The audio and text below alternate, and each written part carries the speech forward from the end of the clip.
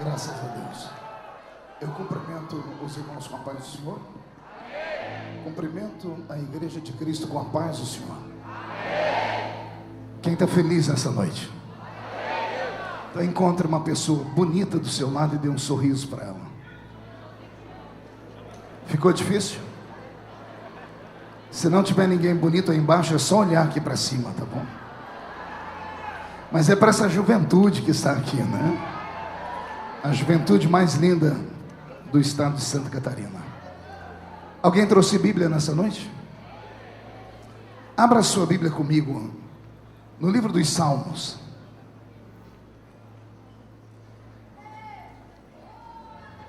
Salmos de número 150. O último salmo. Salmo de número 150. Deus é fiel. Quem encontrou, diga amém. Está escrito assim: aleluia, louvai a Deus no seu santuário, louvai-o no firmamento, a obra do seu poder, louvai-o pelos seus poderosos feitos, louvai-o consoante a sua muita grandeza, louvai-o ao som da trombeta, louvai-o ao som com saltério e com harpa, louvai-o com adufes e danças, louvai-o com instrumentos de cordas e com flautas, louvai-o com símbolos sonoros, louvai-o com símbolos retumbantes. Todo ser que respira deve louvar ao Senhor. Aleluia. Feche a Bíblia, coloque no banco, na cadeira, e pegue na mão da pessoa mais perfumada do seu lado. O pessoal da equipe de som, se puder me dar um pouquinho mais de retorno aqui, eu agradeço. Aperte a mão da pessoa com carinho até ela falar aleluia. Pentecostal que não faz barulho está com defeito de fabricação, não é? Vamos orar. Pai, nós te exaltamos e te glorificamos, e nós entendemos que dentro de alguns minutos, e esta linda igreja ficará pequena para o tamanho da glória que o Senhor vai mandar do alto dos céus. Os que vieram tristes começarão a saltar de alegria. Os que vieram se arrastando não voltam se arrastando para casa hoje, Senhor. Hoje voltarão voando nas asas de um novo tempo. E antes que eu comece a ministrar a sua palavra, cerque esta igreja com a sua glória, e num raio de 5 quilômetros onde houver um demônio alojado, eu dou a esses demônios segundos para sumirem daqui, porque se não sumirem, serão queimados pelo poder da sua glória que aqui será derramada. Rasgue o céu sobre nós esta noite. Manda anjos de fogo descerem aqui, que estes anjos desçam trazendo brasas de fogo nas mãos. Comecem a esparramar estas brasas entre nós, e onde houver um crente cheio do Espírito Santo, pega ele nesta noite, Jesus, e mostra o caminho da verdadeira e poderosa adoração.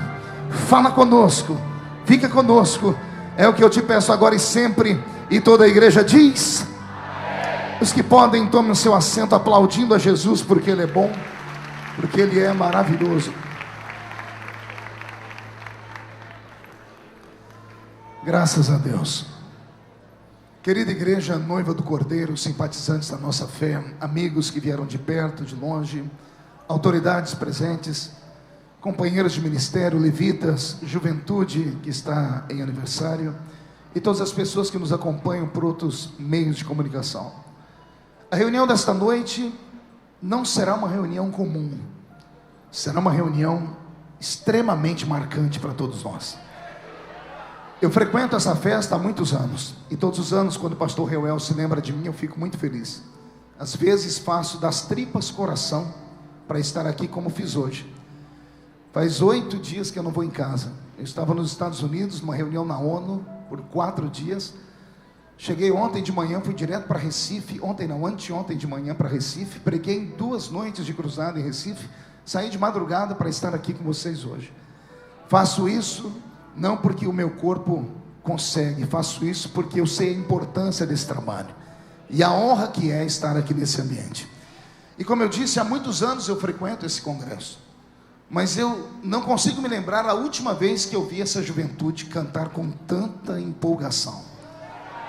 Não, eu vou refazer. Há muito tempo eu não via vocês louvar ao Senhor. Enquanto vocês louvavam, meu corpo arrepiava. Teve crente que só não ficou em pé de vergonha aqui. Mas a minha vontade era ver vocês cantar a noite inteira. E isso é sinal de que Deus está presente neste ambiente. E Ele está feliz por tudo que está acontecendo aqui nesse lugar. Essa semana tem sido uma semana muito difícil para todo o Brasil. Não apenas para o Brasil, mas uma semana muito difícil para todo mundo. Eu fiz questão de fazer uma anotação aqui, porque a minha memória já não me ajuda muito. Essa semana nós tivemos um grande terremoto no Japão. Tivemos a tragédia em Mariana, em Minas Gerais. Estamos lá com cerca de 300 mil pessoas sem água para beber. Isso dentro do Brasil. A presidenta da República esteve por lá, mas não teve a capacidade de mandar para aquela terra a força do exército para cavar poços, para ajudar as pessoas. Simplesmente abandonou as pessoas que estão lá. Eu, inclusive, tenho feito um trabalho. Na terça-feira, devo enviar para lá uma carreta com pelo menos 30 mil litros de água potável. Reuni com a minha turma, funcionou aí a internet. Reuni com a minha turma toda e disse: nós precisamos fazer alguma coisa. Não basta apenas mudar foto no Facebook, falar para as pessoas compartilhar, é preciso fazer alguma coisa. Nós tivemos também um atentado em Paris, que deixou até o presente momento 129 pessoas mortas, mais de 350 pessoas feridas. Tivemos um homem-bomba em Beirute, que explodiu, e tivemos um atentado em Bagdá. Se as pessoas não acordam, nós devemos acordar. Estamos vivendo os derradeiros dias da Igreja de Cristo na Terra. Eu creio que o Espírito Santo está mais ansioso do que nós, e a oração dele nesta noite com certeza está rasgando os céus. Se você não sabe qual é a oração dele, eu quero te lembrar. A oração do Espírito Santo é essa: Maranata, Maranata, Maranata, ora vem Senhor Jesus. Jesus está voltando. Ele está mais perto de nós hoje do que quando aceitamos a nossa fé. É preciso revermos alguns conceitos, alguns valores.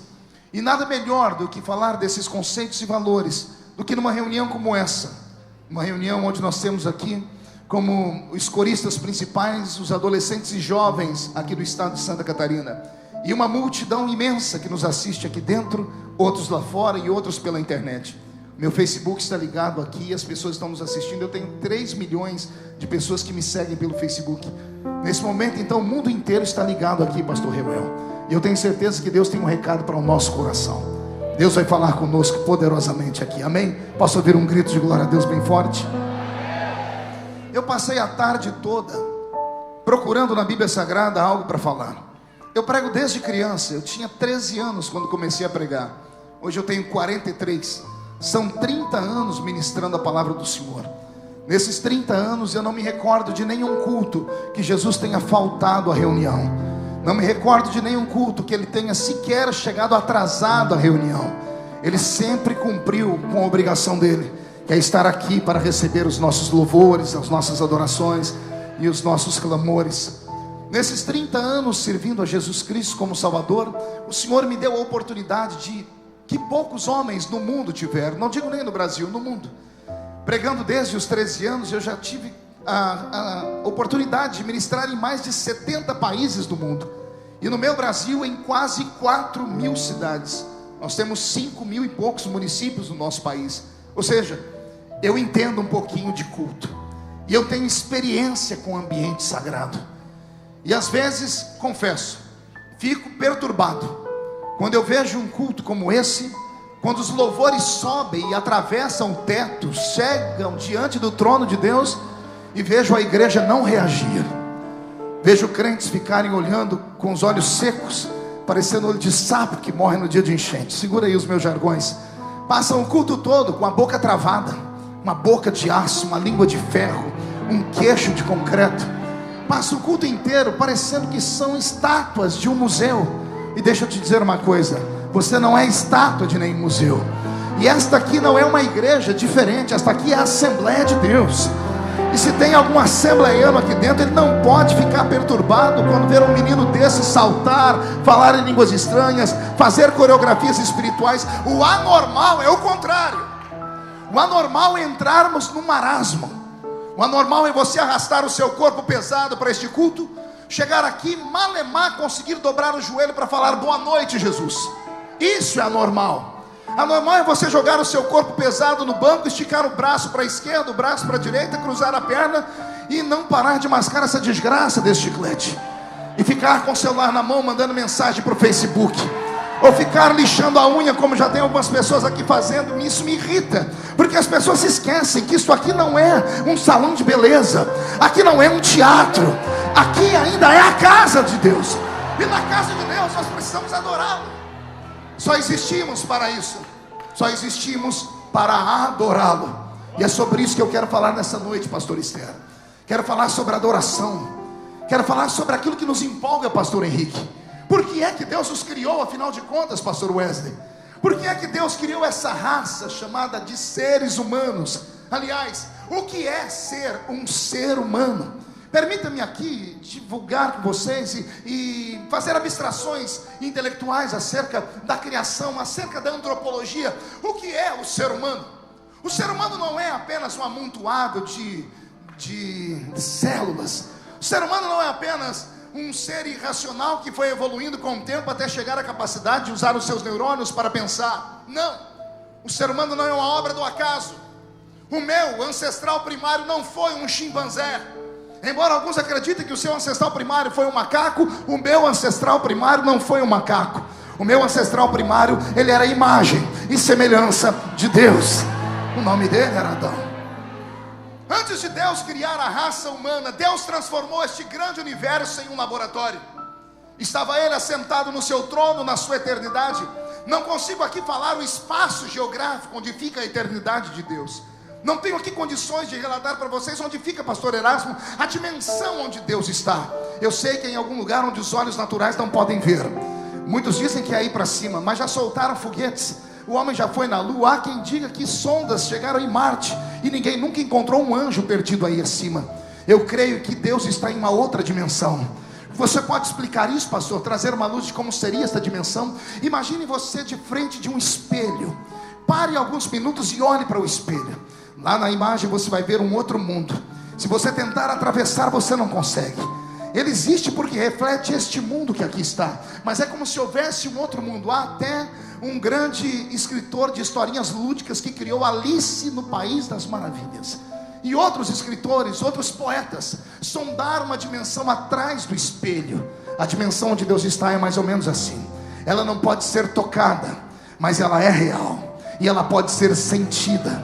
Eu não vejo Deus nesta noite, mas eu sinto a presença dele aqui. E ele é tão grande, mas ele é tão grande que os pés dele caminham dentro desta igreja. E a face dele está diante dos serafins que estão cantando santo, santo, santo é o Senhor dos exércitos. E Camboriú ficará cheio da sua glória nesta noite. Deus estava sentado no seu trono na eternidade. Não sei se houve dentro dele algum sentimento de solidão. Não sei o que aconteceu com o coração dele, querido doutor Dani. Eu sei que algo mexeu com o coração de Deus, que ele resolveu criar do nada todas as coisas. E é isso que o escritor aos Hebreus diz: o mundo que agora existe foi criado do nada. Foi criado pelo poder da palavra do Senhor. Aliás, a própria palavra criar, ou o verbo criar no hebraico, ele significa criar daquilo que é invisível. O verbo criar é o verbo bara, B-A-R-A-H, ou seja, fazer do nada, do invisível. Assim Deus criou esse grande universo. Assentado no trono estava, assentado no trono permaneceu. E a mente dele, sábia como é, sapiente como é, criou nas suas memórias seres extraordinários, a quem ele mesmo os denominou de anjos. A mente de Deus criou os anjos. Os anjos foram criados em várias categorias. A Bíblia Sagrada fala para nós sobre 4 categorias. Fala dos anjos mensageiros. A Bíblia Sagrada fala dos querubins. A Bíblia Sagrada fala dos serafins. E a Bíblia Sagrada fala do arcanjo. Não fala arcanjos no plural, mesmo sabendo que Gabriel é da mesma ordem de anjos que Miguel. Mas eu não me atrevo a falar que ele era um arcanjo, porque a Bíblia não me dá essa autoridade. A palavra arcanjo, ela vem de arque-anjo, ou seja, chefe de anjos, líder de um grande, de um grande aparato de guerra. Isso seria o arcanjo. A minha Bíblia Sagrada conta a história de Gabriel, que mesmo sendo impotentado como Miguel, um dia ficou aprisionado nas regiões celestiais daquilo que hoje é o Irã, no antigo reino da Pérsia. Se Gabriel era um arcanjo como Miguel, não jamais seria aprisionado por demônios. Ele desembainharia uma espada de fogo e cortaria esses demônios pelo meio. Mas Gabriel ficou aprisionado. Por isso eu não posso afirmar que ele era um arcanjo. Ele era um anjo de quinta grandeza, sim. Deus criou esses anjos e deu a cada um deles uma unção. A cada um deles o Senhor deu uma denominação. A cada um deles Deus deu uma função estabelecida. Parece que os arcanjos, ou o arcanjo, ele tem esta função de salvaguardar a integridade daquilo que é o reino dos céus. Quando eu leio os querubins sustentam o trono de Deus debaixo dos seus ombros e guardam a santidade de Deus. Os serafins são seres que existem para não deixar o céu em silêncio. Eles só sabem dizer santo, santo, santo, santo, santo, santo, e muito mais vezes santos.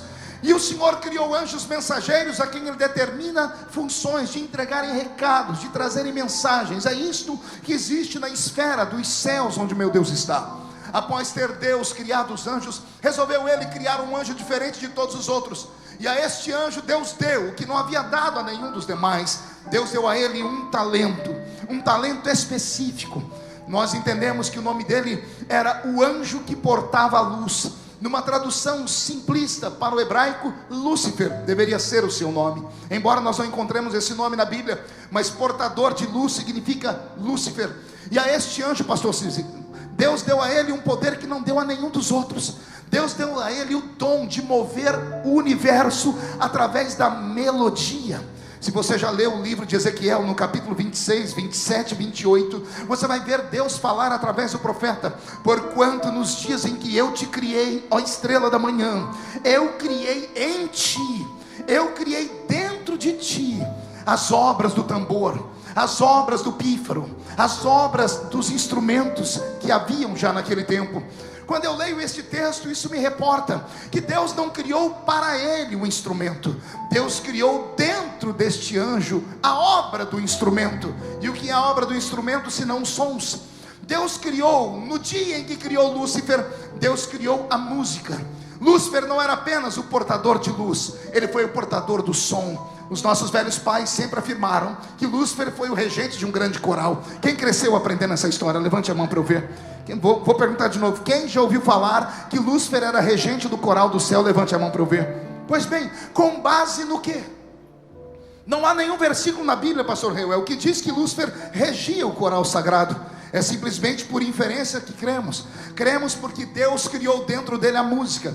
Cremos porque Deus criou dentro dele as 7 notas musicais. E isso me dá até um arrepio, porque se você já parou para pensar, o número 7 não é um número normal. Na Bíblia é o número da perfeição. E Deus criou as músicas, ou a música em si, em 7 notas musicais. Seria coincidência demais que tenha exatamente 7 notas para se formar uma grande melodia. Não há coincidência nenhuma. A música nasceu dentro do grande anjo, e foi este anjo que começou a mover os céus e ensinou aos demais anjos a função de cantar, a função de adorar. Eu não duvido do que eu estou dizendo. Eu acredito piamente que foi Lúcifer quem escolheu 1/3 dos anjos do céu, porque no dia em que ele tombou, diz a Bíblia em Apocalipse que ele arrastou com ele a 1/3 parte das estrelas que lá estavam. Quando ele arrastou com ele a 1/3 parte das estrelas, esses eram os seus súditos, ou seja, o coral que havia sido dado a ele. Todos os dias Lúcifer tinha uma cantata nova. Ele separava os anjos em notas musicais, davam a eles melodias e algumas palavras que nós usamos na terra, que são palavras que não conseguem ser traduzidas em outros idiomas, por exemplo, como aleluia, como hosanas. Não há tradução para essas palavras em outros idiomas. São usadas em todos os idiomas, porque são palavras que não nasceram na terra, nasceram no céu, e foi Lúcifer que inventou elas. Aí outras palavras podem ser traduzidas como glórias a Deus. Essa existe em todos os idiomas. Lúcifer foi o primeiro a exaltar Deus com as suas palavras, e isso moveu o coração do Criador. Isso fez com que o eterno e soberano ficasse esplêndido no seu trono e reverberasse com a sua glória sobre a terra. Após ter criado seres tão poderosos, Deus também teve uma falência, quando esse grande anjo achou que podia ser maior do que ele, achou que podia colocar o seu trono acima dele. Quem já leu o livro do profeta Isaías, no capítulo 13 e 14, sabe do que eu estou dizendo. E tu dizias no seu coração: eu subirei ao céu, acima das estrelas, acima do trono de Deus exaltarei o meu trono, e serei semelhante ao Altíssimo. Foi neste dia que ele tombou. Lúcifer não tombou porque ele achava que era bonito. Lúcifer não tombou porque ele tinha uma voz bonita para cantar. Ele tombou porque ele achou que podia ser maior do que o próprio Deus. E por que é que ele achou que podia ser maior do que o próprio Deus? Simples, porque toda pessoa que tem o dom do louvor, se não se cuidar, ela se perde. Eu vou repetir. Toda pessoa que tem dentro de si a unção da música, se ela não se cuidar, ela acaba roubando a glória para ela, uma glória que não pertence a ela, uma glória que só pertence a Deus. Ao ponto de grandes homens e nomes do nosso país acabarem fazendo besteiras, como por exemplo, um dia desses, alguém disse que estava acima da média, e todos vocês sabem do que eu estou falando. Eu não estou aqui para apedrejar ninguém, eu já cometi muitos erros, às vezes no ímpeto da nossa juventude, falamos mais do que devemos. Mas eu fico imaginando o que é que leva o coração de uma pessoa a achar que ela pode roubar a glória de Deus, ou que as pessoas vieram de fato só para vê-la ou para ouvi-la. Deixa-me te dizer uma coisa: se existe um ser aqui dentro que tem que ser adorado, esperado e aplaudido, é o Senhor que fez os céus e a terra. É só Ele. Nós, seres humanos, temos uma vida pequena, curta, limitada. Os que ontem eram aplaudidos, hoje já não são mais nem lembrados. Homens levantam e caem, ministérios levantam e tombam, civilizações começam e desaparecem. Ele permanece para sempre, porque Ele é antes da eternidade. E se um dia a eternidade terminar, Ele continuará sendo Deus. E por isso eu convoco a Santa Congregação a dar um grito de glória ao nome dEle, porque Ele é poderoso. Quando Lúcifer tombou com ele a terça parte dos anjos. O coral celeste acabou. Ao acabar o coral celeste, a Bíblia Sagrada diz no livro de Apocalipse que houve silêncio no céu. O céu ficou exatamente como era antes da criação dos anjos. Um marasmo, um silêncio. E isso incomodou Deus, porque depois que Deus começou a receber glórias, depois que Deus começou a ser adorado, isso mexeu com a estrutura dele. E ele entendeu: para isso eu existo, para isso eu preciso criar seres que possam me adorar. Os anjos não têm condições mais de adorá-lo. O coral tombou. Eu imagino o grande Miguel, o grande arcanjo, chegando diante do Senhor dizendo: eu até queria cantar, mas a minha voz não é afinada para isso, não nasci para cantar, nasci para guerrear. E o Senhor esperando então uma nova experiência. É aí que a alma, isso que eu posso dizer, é aí que o Espírito do próprio Deus se levanta do seu trono, e a mente dele cresce, e o Senhor resolve fazer uma viagem. Ele agora sai da sua dimensão e entra numa outra dimensão, numa dimensão que nós chamamos de reino material. A ciência diz que todo este reino material que existe, tudo que foi feito desses átomos, isso se chama matéria. E tudo isso nasceu através de uma explosão que a ciência não consegue explicar. Eles tentam enfiar na cabeça dos nossos filhos que tudo começou com o tal do Big Bang. Começou com o tal do quê? A cotovela do seu irmão, digo: o que é o Big Bang? Eu tenho professores aqui, eu tenho doutores aqui, eu tenho pessoas aqui estudadas, e eu desafio qualquer uma delas a me explicar o que é o Big Bang. A ciência que diz que só trabalha com fatos, com provas, só com aquilo que pode ser reproduzido dentro de um laboratório. A ciência que diz que tudo que ela crê tem que ser provado através da física, da química, da matemática, esbarra na criação do universo, porque elas dizem que do nada houve uma explosão. Como é que do nada houve uma explosão? Mas hoje eu quero dar aqui um apoiozinho à ciência. Essa explosão existiu de verdade, e ela está escrita na Bíblia. Só que não está escrito na Bíblia que fez um boom. Está escrito na Bíblia de outra forma. Deus vem para este universo e diz assim: haja luz. Não, eu vou falar de novo. Deus sai da sua dimensão, e quando Ele quer criar a nossa dimensão, Ele grita: haja luz. Que luz foi essa? Pergunte para mim: que luz foi essa, pastor? Não foi a luz do sol. Pergunte: que luz foi essa, pastor? Não foi a luz da lua. Pergunte: que luz foi essa, pastor? Não foi a luz das estrelas, porque o sol e a lua foram criados no quarto dia, as estrelas junto com o firmamento. Esse grito de Deus, esse haja luz, é exatamente o que a ciência diz. Quando Deus disse haja luz, se criou a luz através dos átomos. Os átomos, que são partículas indivisíveis, através deles depois os íons, os elétrons, e tudo isso forma a matéria física que nós podemos tocar. É isso que Deus fez. Quando Deus cria esse universo, Ele agora cria um planeta. Ele não cria 2, 3, 4, Ele cria um planeta, e a esse planeta Ele resolve dar vida. Ele vem sobre as pairagens deste planeta. Os átomos haviam formado a água, os átomos haviam formado os gases formaram as águas, os gases formaram os firmamentos, os gases somados aos átomos, aos elétrons, criaram a matéria, a terra, e estava tudo bagunçado. Aí Deus veio a esse planeta e disse: eu quero que haja separação entre água e firmamento e terra. Firmamentos são gases, os gases subiram, a água se separou da terra, e Deus ficou feliz porque a terra começou a ficar bonita. Aí Deus teve uma outra ideia: eu quero que essa terra gere relva, e a terra começou a gerar relva. A relva foi deixando como um tapete verde o nosso planeta. Deus ficou feliz e disse: eu não quero só relvas, eu quero árvores frutíferas, eu quero árvores que deem sementes. E a terra começou a ficar florida com a beleza da primavera. Estava tudo muito bem. Quando tudo estava bonito, Deus disse: do que adianta ter todo este paraíso se não tem ninguém para desfrutar do sabor dessas plantas? Então Deus conversou com a terra e disse: eu criei no céu anjos, agora eu quero que você crie animais irracionais. E a terra começou a ser a mãe dos animais irracionais. Vieram da terra um macaco, veio da terra o cachorro, o cavalo, a girafa, o elefante, e todos os quadrúpedes e todos os répteis nasceram da terra pela força da palavra do Senhor dita à terra. Deus autorizou a terra gere, e a terra gerou. Agora que Deus cria esses animais irracionais, Deus começa a passear pela terra, e Ele percebe a diferença imensa que há entre os anjos e os animais irracionais. Pergunte: qual a diferença? Só falo se todo mundo perguntar. Os anjos não têm corpo físico, os animais irracionais têm. Os anjos têm espírito, os animais irracionais não têm. Os anjos têm inteligência, os animais racionais não têm. Os animais racionais, Deus deu a eles instinto. Aos animais racionais, Deus deu uma alma vivente. Aos animais racionais, Deus deu terra. Aos anjos, Deus deu espírito, eternidade. Aos anjos, Deus deu espírito, eternidade e inteligência. E Deus ficou olhando os anjos morando na dimensão do céu, os animais morando na dimensão da terra. Deus gostou tanto da terra que vinha passear por ela. Ele passeava e voltava para o céu, até que um belo dia Deus olhou esta terra e disse: e se eu criasse um novo adorador?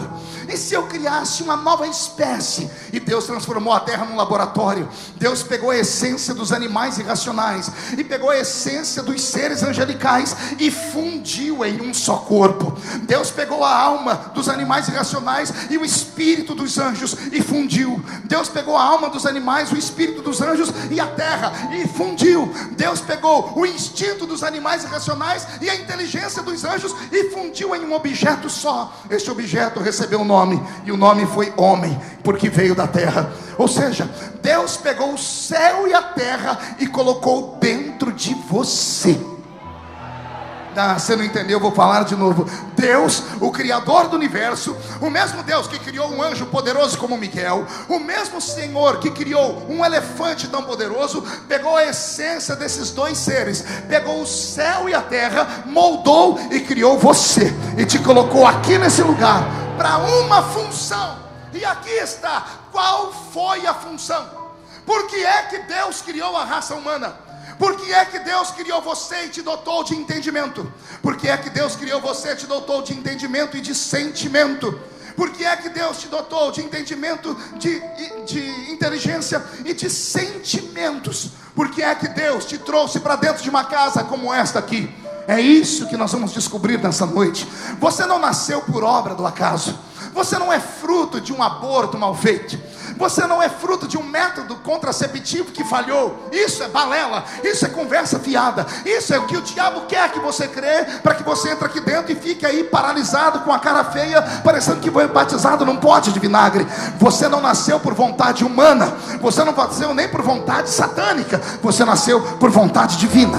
Deus queria que você nascesse aqui. Eu não sei se você consegue acreditar ou acompanhar o meu raciocínio. Eu não consigo alguém vivendo nesse mundo dizer assim: não, eu não nasci para nada. Pastor Cicino, eu não consigo entender como é que tem crente que diz assim: não, eu nasci só para ser membro de banco. Como é essa história de membro de banco? Eu venho de uma época que a igreja não era bonita como essa. Membro de banco para mim era verniz, prego, tinta, madeira e um monte de tinta que pintava. Você não é membro de banco, você é membro de um corpo místico. Você é membro do corpo de Jesus Cristo. Todos os seres humanos que estão dentro deste santuário, sem exceção, repito, do menor ao maior, do mais puro ao mais profano, todos os que estão dentro desse santuário, se crerem que no que eu estou pregando e começarem a buscar, nunca mais serão os mesmos. O Deus que me vocacionou, Ele quer vocacionar você aqui nesta noite.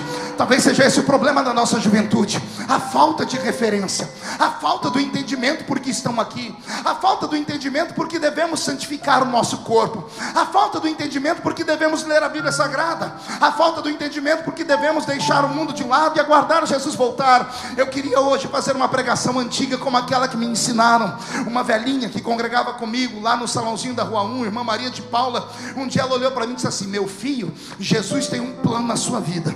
E eu disse: o que é essa história de plano? Eu era novo convertido. Ela disse: Deus tem uma grande história para você. Eu falei: mas que tipo de história? Aí ela pegou uma Bíblia toda rasgada que ela tinha. Ela disse: está vendo esse livro? Aqui tem história de muitos homens e mulheres, e todos eles mudaram o mundo através da vida deles. Só que Deus quer que você comece a escrever uma história depois da capa da Bíblia. Deus quer que você continue a história da Bíblia. Aquilo entrou no meu coração. Ei, escute o que eu estou dizendo, mas ouça pelo Espírito, ouça pela simplicidade. Uma mulher que não sabia ler nem escrever, nunca frequentou uma escola, ela pegou uma Bíblia e disse: Deus quer que você escreva a história da capa para frente. Ela estava me dizendo que o Deus de Paulo podia me levantar. Ela estava dizendo que o Deus de Daniel podia me levantar também. Ela estava me dizendo que o Deus que levantou homens e mulheres na Bíblia não mudou e pode levantar homens e mulheres aqui nesta noite.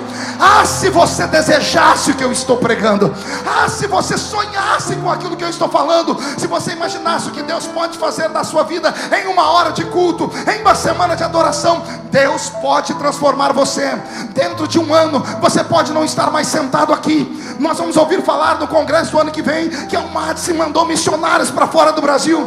Nós vamos ouvir falar que membros que estavam sentados aqui agora estão fazendo prodígios e sinais em outras partes do mundo. Porque eu não sei você, mas eu creio que Jesus vem arrebatar a igreja. E a igreja que Ele vem arrebatar não é essa igreja parada, paralisada, mumificada. Eu não acredito que Jesus vai deixar nesse mundo de 7 bilhões de seres humanos. Ouça a minha matemática.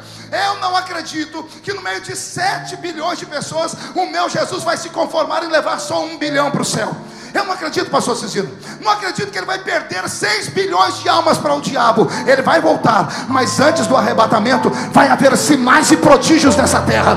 E esses sinais e prodígios virão através de você. Mas ele só pode vir se você crer. Só pode vir se você buscar. Só pode vir se você deixar de amar a si mesmo. Só pode vir se você começar a rejeitar a sua vida, a rejeitar as propostas desse mundo. Pastor, o que é que o senhor está dizendo? Eu estou dizendo que você precisa descobrir por que é que você está aqui nessa noite. Vou falar de novo.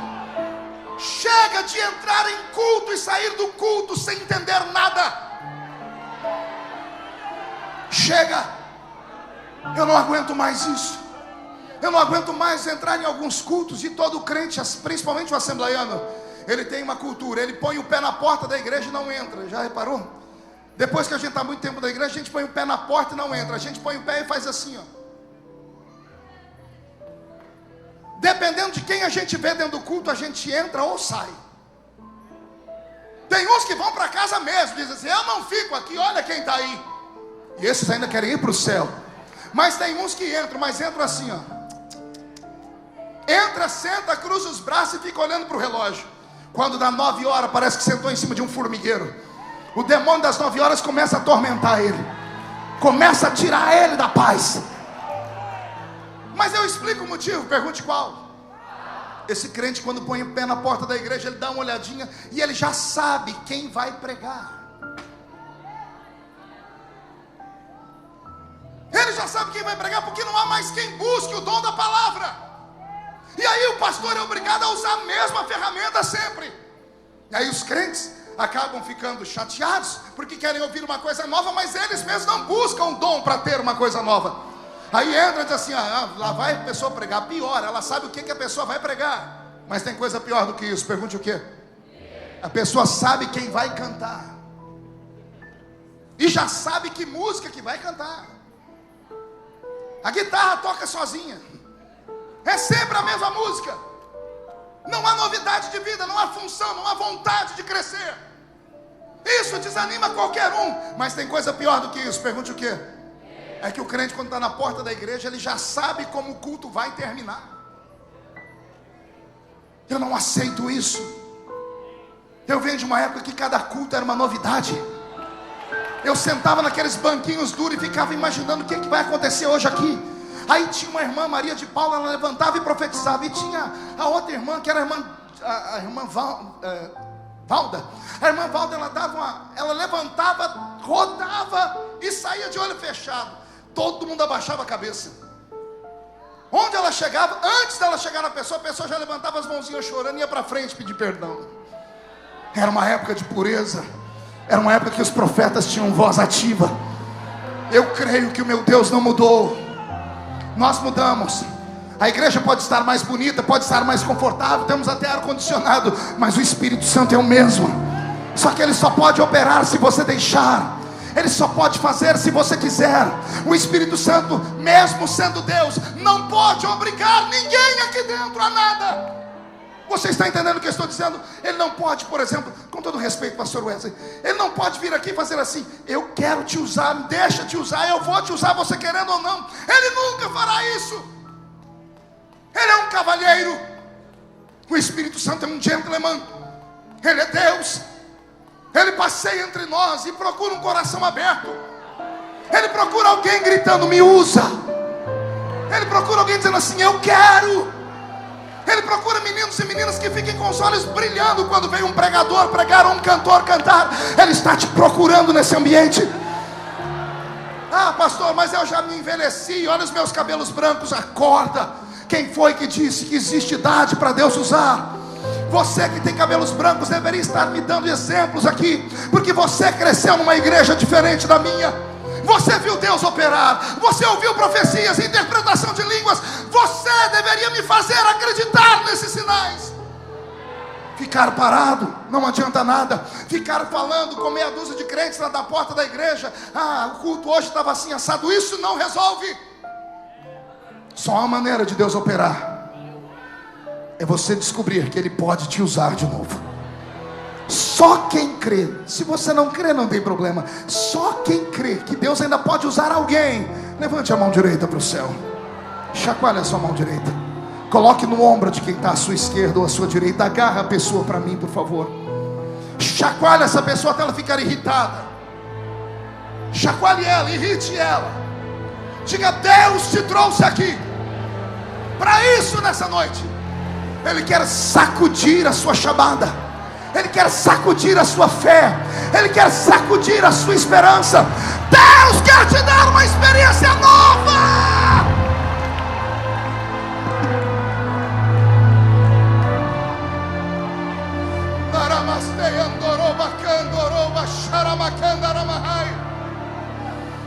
Todo ser que respira deve louvar ao Senhor. A Bíblia não está dizendo todo ser que tem uma linda voz. A Bíblia não está dizendo todo ser que tem uma voz afinada. A Bíblia não está dizendo que não tem ser humano. A Bíblia diz todo ser que respira. Um dia Jó, numa das suas crises existenciais, foi falar com Deus, pastor Esther. E Deus disse assim para ele: Jó, quem é que escuta o canto do urubu quando ele está com fome? Eu vou falar de novo. Deus falou com o homem: eu escuto o canto de um urubu. Não posso ouvir vocês? Salmo 147. O Senhor conhece as estrelas pelo nome e sabe o número de cada uma delas. Um dia eu li isso, Erasmo. Eu falei: mas o que tem a ver isso? O salmista aqui viajou. E o Senhor disse: não. Eu deixei um recado para vocês. Se eu conheço uma estrela pelo nome e sei onde ela está pelo número, e essa estrela não tem boca para cantar, não tem mão para aplaudir e nem pés para dançar, imagina se eu não conheço vocês que podem fazer tudo isso. Quando eu era novo convertido, tinha o tal do batismo com o Espírito Santo. Eu sentei perto de um menino no culto, foi o culto inteiro ele falando aquela língua estranha. Eu não entendia nada daquilo. No fim do culto eu falei: ô Márcio, chamava Márcio Sestari, Márcio, a sua mãe tem uma floricultura? Ele falou: não, por quê? É que você passou o culto inteiro falando samambaia, samambaia. O que é essa samambaia? Ele disse: não, isso é língua de anjo. O Márcio só tinha 2 dentes na boca, o zagueiro e o atacante. Não sabia falar a língua portuguesa, mas quando abria a boca falava em língua estranha por 40 minutos sem parar. E eu queria aquilo. Eu comecei a buscar. Nosso povo não busca mais batismo com o Espírito Santo. A situação está crítica. Estava esses dias eu num culto pregando e de repente Jesus moveu as águas, mas eu dei muito puxão de orelha. Era uma comunidade muito liberal. No fim do culto chegou um rapaz perto de mim com a camisona para fora, mascando chiclete. Eu disse: pô, pastor, o senhor tem que pegar mais leve, cara. Falei: pegar mais leve por quê, meu filho? O senhor fica falando aí desses crentes que ficam mascando chiclete. Pô, Jesus me batizou com o Espírito Santo mascando chiclete, ué. Eu falei: como é que é? Eu estava lá no culto, pô, mascando chiclete, o Espírito veio e eu, ó, plá, plá, plá. Você falou em línguas? Falei. Você vai estar no culto amanhã? Eu falei: vou. Você senta aqui perto de mim que eu vou orar para Jesus te dar agora a mesma unção que Ele me deu. Mas eu fiquei com raiva. Aquela noite eu orei e falei: Jesus, que batismo com o Espírito Santo é esse que esse moço recebeu mascando chiclete? No culto seguinte o menino sentou na frente, ele era desaforado. E eu preguei aquela mensagem pimenta, curta e quente. Quando a igreja entrou na glória, ele deu um pulo e começou a falar em línguas. Eu disse: agora. Corri até ele para ouvir a língua dele. A língua dele era assim: glu, glu, glu, glu. Glu, glu. Glu, glu, glu, glu, glu. Eu botei a mão na cabeça dele e disse: espírito do peru, eu te repreendo agora. Que miséria é essa? A Bíblia diz que quando nós entramos nesse lugar temos que guardar os nossos pés. Esse lugar é um lugar santo. O Espírito do Senhor está aqui. Ele quer te dar línguas estranhas, sim. Mas como é que Ele vai te dar línguas se você não para de ficar me olhando e me julgando? Como é que Ele pode te dar língua se você não para de pensar no que você tem que ter amanhã? Ele quer te dar uma unção nova, mas para isso você tem que se ligar no céu.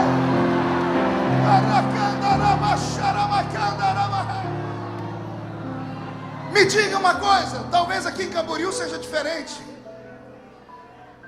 mas tem anos que eu não vejo ninguém interpretar uma língua estranha, pastor Cizino. Tem anos. Parece que aquilo que os testemunhos de Jeová pregaram para mim era verdade, que as línguas tinham se extinguido, porque as línguas estão acabando. Os hinos espirituais não existem mais, Wesley. Cânticos espirituais não sumiram. Eu vou falar uma coisa que agora é debaixo de muita humildade. O vazio que ficou pela falta da nossa adoração, para preencher, aprendemos a bater palma.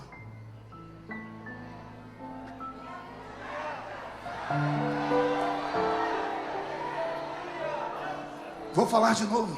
O vazio que ficou, para não ficar feio, aprendemos a completar com palmas.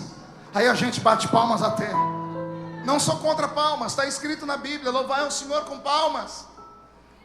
Só que o velho Ovídio Ramos, um presbítero lá da minha igreja, um dia eu fui perguntar para ele: irmão Ovídio, por que a gente não pode bater palma? Ele disse: pode bater palma sim, só que você tem que tomar cuidado. Eu falei: por quê? Porque quando você bate palma, o som da palma, dizia ele, você não sabe para quem é. Porque o pregador está pregando ou o cantor está cantando. Aí ele fala uma coisa que o povo gosta. Aí o povo bate palma. Ninguém sabe se é porque o povo gostou do pregador ou se é porque o pregador está sendo usado pelo Senhor. E aí veio um problema. Eu falei: qual? O homem recebe as palmas para ele, meu filho. E quando o homem recebe as palmas para ele, Deus não manda a glória lá do céu. Você entendeu o que esse velho disse ou não? Ele está dizendo que quando a gente bate palma, o som das palmas a gente não sabe para quem é. Se é para a performance do pregador, para a voz do cantor, ou se é para o Deus que está usando eles. Agora, quando a gente dá glória a Deus, não tem como errar. Não, vou falar de novo. Quando você diz glória a Deus, não tem como errar, porque só existe um Deus, e está sentado acima das estrelas.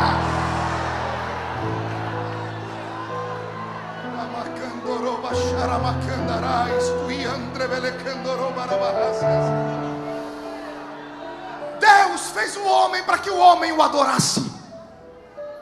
O que causou a queda de Lúcifer causou também a nossa criação.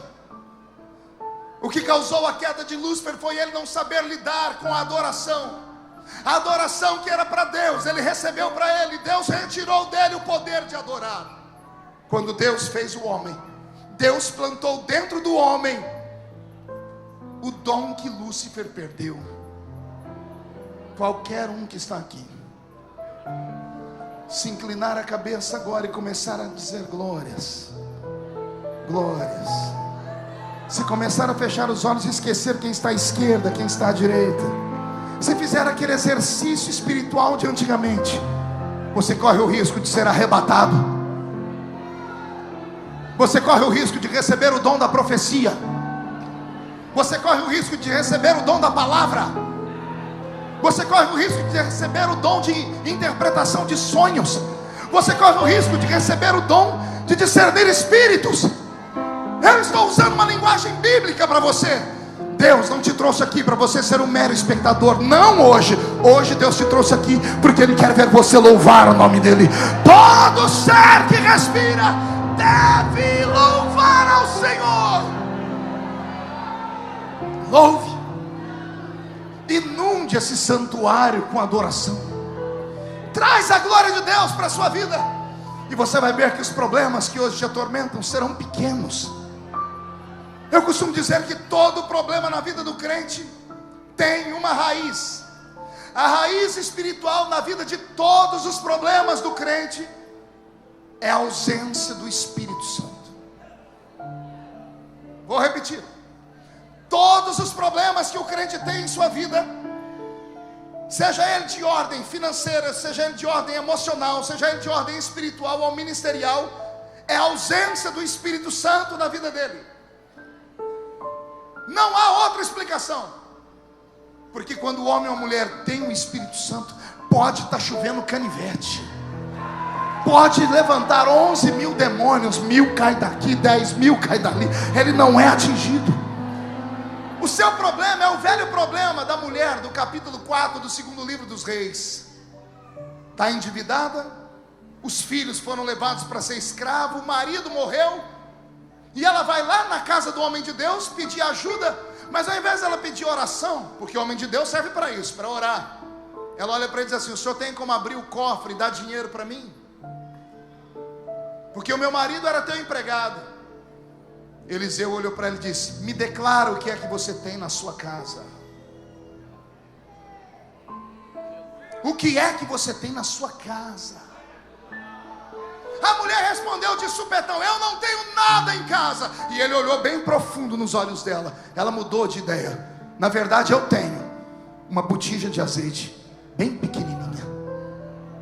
O homem de Deus disse: está aí a solução. Você tem, é pouco, mas você não dá valor no que tem. Esse é o problema.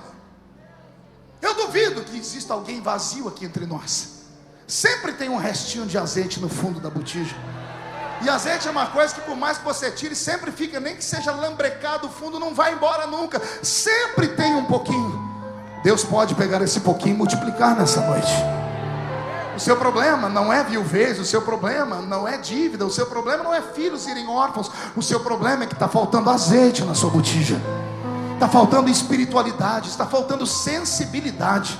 Eu olhei aqui para trás agora e encontrei o pastor Isaías ali, e me lembrei que quando era garoto, lá em Orlando, os Gideões foram fazer um trabalho lá, isso em 1989. E nós nunca tínhamos visto falar de unção de Deus. Os nossos cultos eram cultos simples, era um culto com a harpa, alguém falava em língua estranha.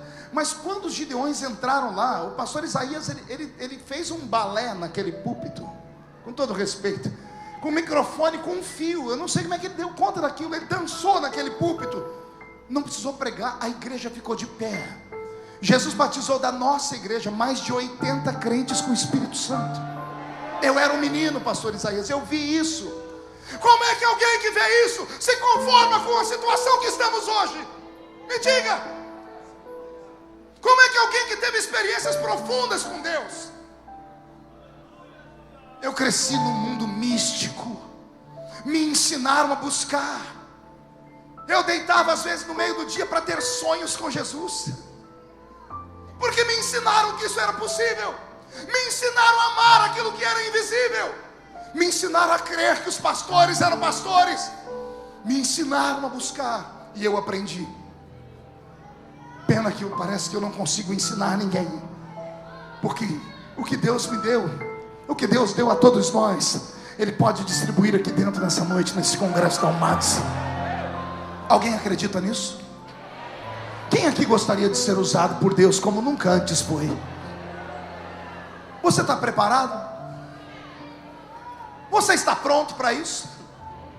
Você está pronto para ver a sua família te chamar de louco, de maluco, de desequilibrado?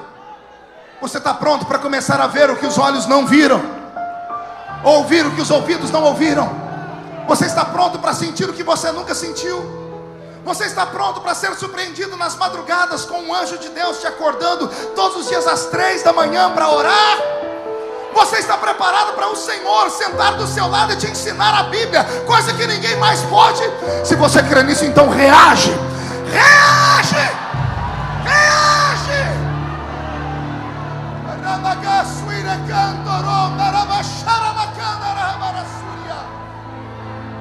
Porque se você não quiser, o Senhor dará a outro. Eu vou repetir: se a minha geração não quiser carregar o legado do pentecostalismo, o Senhor não vai parar a obra. Ele vai tirar de nós e vai dar para outro. Eu estava pregando numa das cidades do interior de São Paulo, beira a rodovia Anhanguera, não vou citar o nome por ética. Era uma igreja desse porte, era um congresso, e eu preguei naquele dia, mas até rachar o peito. Foi uma prova, porque quando eu parava de falar, só escutava 2 barulhos: o meu pulmão e os mosquitos voando.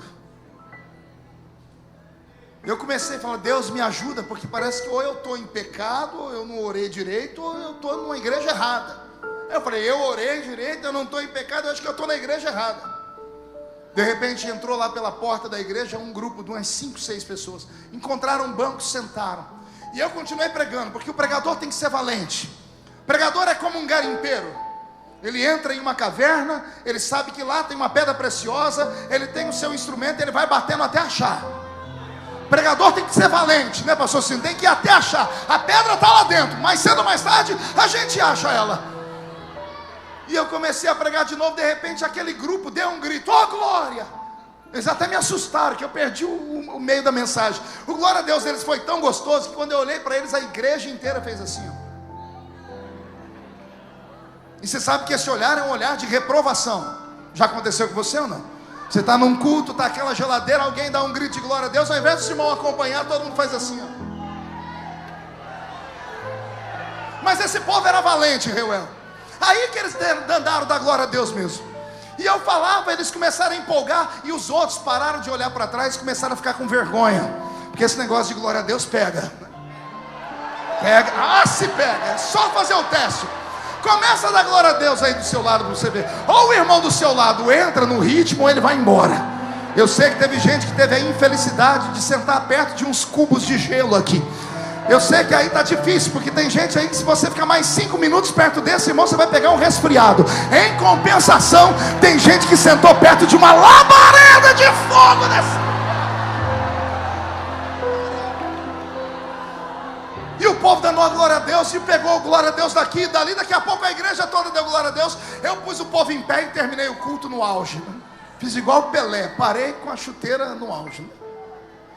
Quando terminou o culto, pastor Cino, o povo veio para frente para tirar foto, e aquele grupo veio junto e falou: pastor, o senhor tirou uma foto com nós? Eu falei: eu tiro agora, dá licença todo mundo, vem vocês. E vieram os 6, e nós tiramos foto, eu assinei uns DVDs. Aí eu falei assim para eles: vocês moram onde? Ah, nós moramos aqui perto. Eu falei: amanhã vocês vão estar onde? Falei: por quê, pastor? Não é que eu prego numa igreja aqui perto. Queria ver se não dá para vocês ir lá me ajudar. Fiquei com medo. Falei: se pelo menos eu levo uma torcida comigo, né? Aí um desses falou assim: ó, pastor, a vontade não falta, o problema é o nosso padre.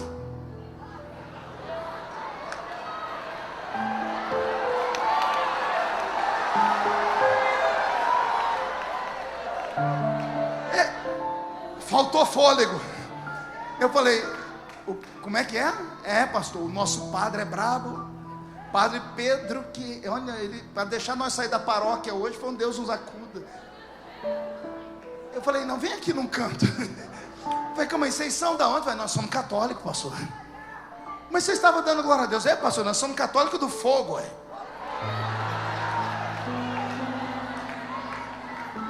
Eu falei: mas como assim? Nós somos do movimento carismático, mas é do verdadeiro. É, porque nós buscamos batismo com o Espírito Santo de verdade, ajoelhados, escutamos seus DVD, nós não ensaiamos línguas, nós já mandamos uma carta para o nosso arcebispo que a gente quer ser batizado por imersão nas águas, e Maria para nós é só a mãe de Jesus. Aí olha só, assembleia, ao invés de ver o que estava acontecendo, olha o que o meu espírito religioso fez. Eu falei: por que vocês não vêm para cá? Vem para a nossa igreja. E a resposta: não, pastor, aqui tem fogo demais. Nós precisamos incendiar a nossa igreja. Quando eles falaram que tinha fogo demais, eu engasguei. E o Senhor disse para mim: é assim que eu faço. A minha promessa em Joel 2:28 é que eu derramarei do meu espírito sobre toda a carne. Derramarei do meu espírito sobre toda a carne. Vossos filhos e vossas filhas profetizarão, vossos jovens terão visões, e os vossos velhos sonharão sonhos. Se você não quer, Deus vai encontrar alguém que quer. Eu profetizo, pastor Reuel, que o Senhor vai fazer um movimento aqui em Santa Catarina. O Senhor vai lá em Balneário de Camboriú, naquelas esquinas onde tem aquelas prostitutas, aqueles meninos e meninas com a sua vida toda transformada pelo inimigo. O Senhor vai dar um banho neles com sangue, vai trazê-los para cá, e eles vão começar a dar glórias a Deus, porque você não dá. Ah, Jesus!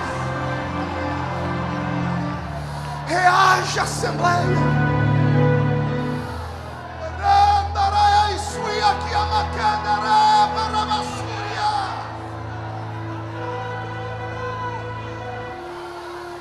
Até quando vamos nos conformar com cultos frios, metódicos, vazios? Até quando vamos nos conformar com meia dúzia de músicas que faz a gente levantar os braços para lá e para cá e até fazer um passinho coreografado? Até quando? Até quando o pecador vai entrar na igreja e vai achar que nós somos iguais a todos? Tem que ter algo diferente. O seu corpo precisa se arrepiar nesse culto. Os seus olhos precisam marejar. As suas pernas têm que tremerem. E a sua boca tem que ter vontade de dar gritos de glória. Se tem algum pentecostal que se preza, não dê um grito agora não. Dê um berro de glória a Deus nesse lugar.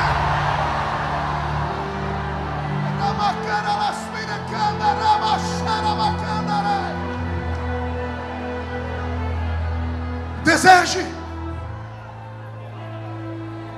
Não é difícil. Meus velhos pais que não sabiam ler e escrever me diziam assim: a fórmula para receber o batismo com o Espírito Santo é simples. Fecha o olho e dá glória. Glória, glória, glória.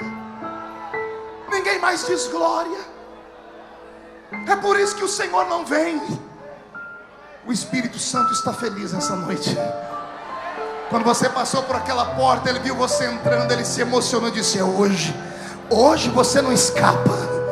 O Senhor quer pegar você hoje. O Senhor quer fazer amizade com você hoje. O Senhor quer ir com você para a universidade, menino e menina. Você pode ser para frente, sim. É possível ser para frente, só não deixa Jesus para trás. Você pode ser descolado, mas não seja tão descolado ao ponto de se descolar de Deus. Você pode ser moderno, só não pode ser mundano. Você pode ser poliglota, estudar inglês, francês, espanhol, mas não perca a língua dos anjos. Você pode se vestir bonito, você pode usar até essa maquiagem aí bonita, mas não deixa ela impedir, te inibir de chorar aqui dentro. Deus está neste lugar, a presença do Senhor está neste lugar. Se tem alguém que está sentindo, por favor, reage. Reage. Cadê os crentes batizados com o Espírito Santo nesse lugar?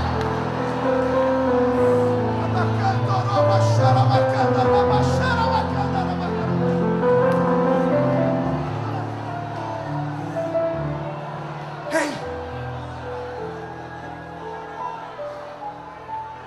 toda vez que eu prego aqui, eu falo a mesma coisa. Vocês não sabem a honra que vocês têm de terem nascido aqui. Vocês não sabem a honra que vocês têm de terem nascido nesse pedacinho de terra escolhido por Deus. Quantos meninos como eu pelo mundo, Henrique, sonhávamos em chegar perto dessa cidade? Deus tem um pacto, uma aliança com essa terra. Pode o diabo ter metido o nariz dele no meio, Satanás enfiado o chifre, homens se levantarem, mas esta obra dele, esta terra é dele. Se esta terra é dele, receba a unção dele.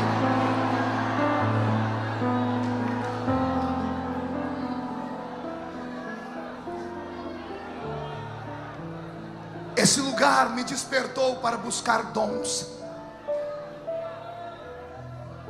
Eu vi coisas nessa terra que eu acho que meus netos nunca irão ver.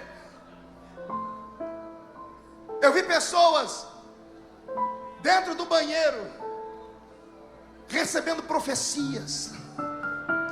Eu vi aqui nessa terra. Tinha uma fila do almoço imensa que a gente não tinha dinheiro para comprar comida, e os profetas profetizavam na fila do almoço. Ninguém duvidava, a gente acreditava. Deus me levantou a partir deste lugar, e o Senhor me levou por terras longínquas. O Senhor me deu experiências profundas que eu queria arrancar de mim e dar para vocês, mas eu não posso. Ah, meu Deus, 23 anos atrás, meu telefone toca, começando a pregar. É da casa do pastor Marco Feliciano, disse: sou eu. Eu queria fazer uma agenda para o senhor. Disse: só um minutinho, deixa eu ver aqui a minha agenda, que a minha agenda está cheia de página vazia. E eu fiz uma meia-culpa, eu disse: qual é a data que o senhor quer? Eu falei: tem que ser essa, não pode ser outra.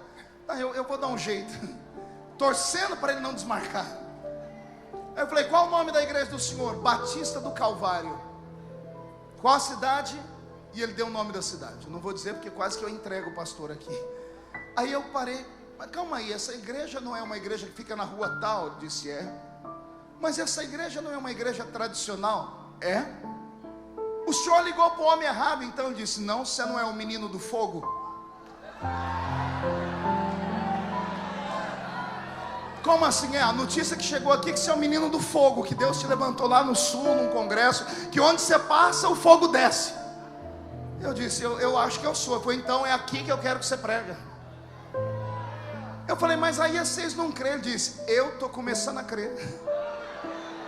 Eu falei: por quê? Ele disse: vou te contar, você não conta para ninguém. Eu não prometi, por isso que eu vou contar aqui. Ele falou: eu estava dormindo esses dias, antes de dormir, dobrei meu joelho e disse: Deus, eu não permito terminar meu ministério assim. Era um pastor batista, que havia estudado nos Estados Unidos da América. Professores dele, Billy Graham, Henrietta Mears. Ele disse: eu plantei inúmeras igrejas no Brasil, mas eu estou velho. E a igreja que eu estava ministrando, ele dizendo, eu vi os crentes dormir no banco. E no domingo eu cheguei em casa, dobrei meu joelho e disse: Deus, eu não acredito mais no meu ministério. Eu não admito mais ver os crentes dormirem na hora do culto. E ele disse que dobrou o joelho e falou: Deus, eu quero uma experiência nova.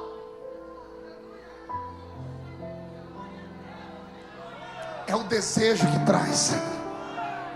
Não é a imposição dele, é a vontade nossa que traz. Ele disse que ele dormiu, pastor Reuel. Quando ele dormiu, de repente ele sonhou. O sonho tinha uma lousa na frente dele, um homem de branco com um giz na mão. O homem sorriu para ele, ele estava sentado em uma carteira de escola e disse: bem-vindo. Ele disse: onde é que eu estou? Você está na escola do céu. E o que é que eu estou fazendo aqui? Você não pediu para Deus uma experiência nova? Eu vim te dar essa experiência. E ele falou que ele acordou.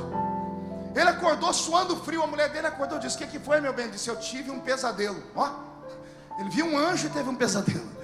Ele falou que ele levantou, foi na cozinha, bebeu água, voltou, dobrou o joelho e disse: Deus, eu quero uma experiência, mas não essas coisas de gente louca não. E dormiu. Quando ele dormiu, ele foi levado para o mesmo lugar. Ele abriu o olho, ele estava sentado na carteira, e o homem de branco dizendo: e aí, já está pronto? E ele falou: não tem como sair? Ele disse: não, porque foi você que pediu. Quem bate, a porta abre. Quem pede, recebe. E ele disse: tá bom, e o que é que eu quero? Você não quer um avivamento na sua vida, uma experiência? O avivamento vai começar assim: eu vou escrever umas palavras aqui e quero que você repita elas.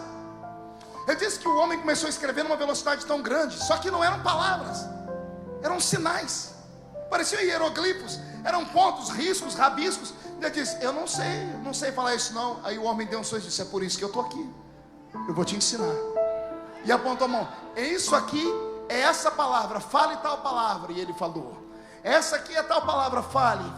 Ele falou que quando ele terminou de falar as 3 linhas escritas, ele estava sentado na cama, chorando, falando as línguas estranhas que os crentes da Assembleia de Deus falam. E ele falou para mim: moço, eu estou perdido, porque tudo que eu preguei a vida inteira ficou sem sentido. E eu quero que a minha igreja receba isso, mas eu não sei ensinar. E você mora aqui perto, vem aqui pregar para nós. E eu fui, valente que sou. Cheguei no culto, uma igreja bonita, uma igreja rica. E quando eu ia pregar, só que naquela época eu era assembleiano roxo. Não, era do pé roxo. Eu olhei, vi aquelas mulheres com brinco, com cabelo cortado, calça comprida, uns homens de barba, de short. Falei: meu Deus do céu, eu achei que eu ia pregar para crente. E quando eu olhava para eles, baixava em mim uma unção de João Batista, para espancar. O Senhor falou: não, pregue, não olhe para eles, fale do meu espírito. Ele quer uma experiência com o meu espírito. E para não chocar, eu pregava para a parede. Eu pregava para cá e virava e pregava para cá. Quando eu olhava para eles, eu me perdia. Aí eu voltava de novo e pregava para cá. Preguei 1h30 e aquele silêncio. Quando terminei de pregar, eu pedi para todo mundo ficar em pé. Eu falei comigo por dentro, em espírito: vem agora, Senhor, está aí, ó, preguei, não virou nada. Só que eu percebi que eu olhava lá no canto, o pastor Batista não sentava no púlpito, ele sentava no canto. E por umas 3 vezes, foi muito engraçado, porque eu estava pregando, ninguém, todo mundo parado. Só que ele agarrava no banco aqui embaixo, pastor Cisino, e fazia assim.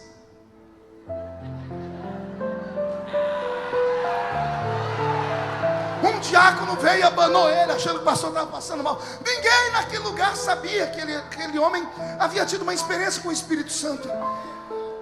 E aí eu falei: Jesus, e agora? O Senhor disse: chame para frente quem quer ter uma experiência nova.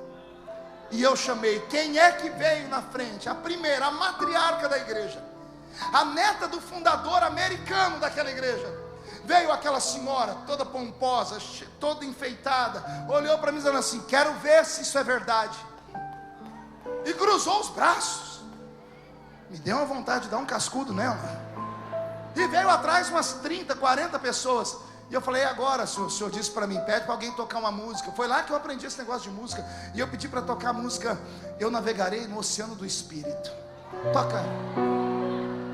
E eu comecei a cantar. Eu falei: agora, senhor, o senhor disse, agora desce e põe a mão na cabeça deles. Ó, eu nunca tinha lido a Bíblia direito. Eu falei: eu botar a mão na cabeça deles? De jeito nenhum. A Bíblia diz para não botar a mão precipitadamente. Eu não queria era encarar aquele povo. Aí o Senhor disse para mim: se você não toca neles, toco eu. Aquela velhinha que estava na frente, ela recebeu um empurrão, que não foi de homem, não foi de mim. Ela saiu catando tudo para trás. De onde ela foi encostando, todo mundo foi caindo para o chão. E começou a Jesus batizar com o Espírito Santo. Jesus batizou naquela noite mais de 30 pessoas com o Espírito Santo. Só que aquilo me confundiu, porque eu vi aquelas mulheres daquele jeito, aqueles homens daquelas roupas. Eu falei, meu Deus, na minha igreja os irmãos fazem tudo que a Bíblia diz e não recebem, porque aqui o Senhor fez. O Senhor disse para mim, aquele que me procura acha, aquele que pede recebe, aquele que bate a porta se abre. O que é que está faltando para você? Você quer o quê? Quer ver aqui um superstar, um popstar? Alguém que te convença de que o céu é mais azul do que ele existe? Não. Na mente de Deus não existe culto congregacional. Na mente de Deus está Ele assentado no trono e só tem uma cadeira na frente dele. E nessa cadeira está sentado você. Ele é Deus. Ele está sentado te olhando, esperando você reagir. O culto não é para você, o culto é para Ele. Ele está esperando você abrir a boca. Ele está esperando você dizer, eu vim te adorar. Ele está esperando ver você levantar a sua mão. Ah, meu Deus, a gente fala do Islã, a gente fala dos muçulmanos, mas eu estava andando em Nova York essa semana, e quando deu a hora da oração, no meio da rua, em plena Times Square, estavam eles assim, orando a um Deus que não os ouve, gritando em vão a um Deus sanguinário que manda eles matarem. E nós servimos a um Deus verdadeiro. Mas o conforto tirou de nós a adoração. O conforto roubou de nós a presença. O conforto roubou de nós essa experiência. Nesta noite eu quero desafiar todos os que vieram para esta festa a encherem a sua botija de azeite. Quero desafiar você a dar glórias ao Senhor. Todo ser que respira, todo ser que respira, todo ser que respira deve louvar ao Senhor. Os primeiros adoradores foram os anjos. Deus transferiu a adoração deles para os animais, e até o canto dos animais o adoram.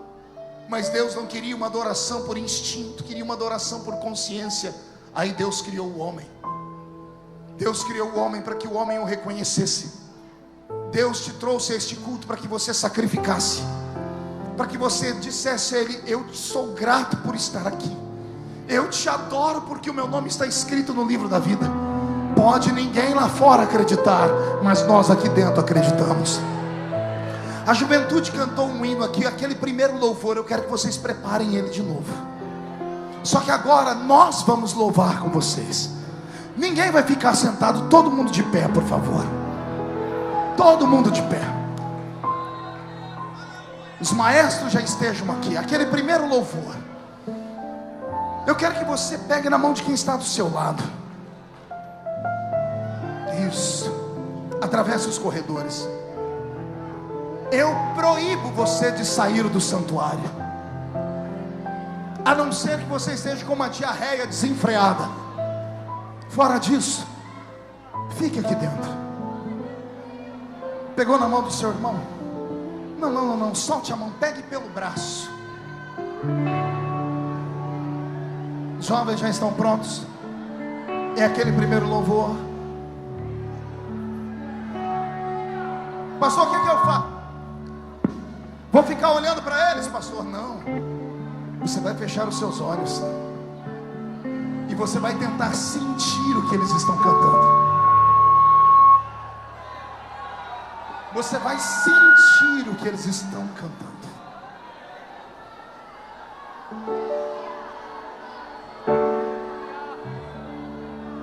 Pronto, maestro?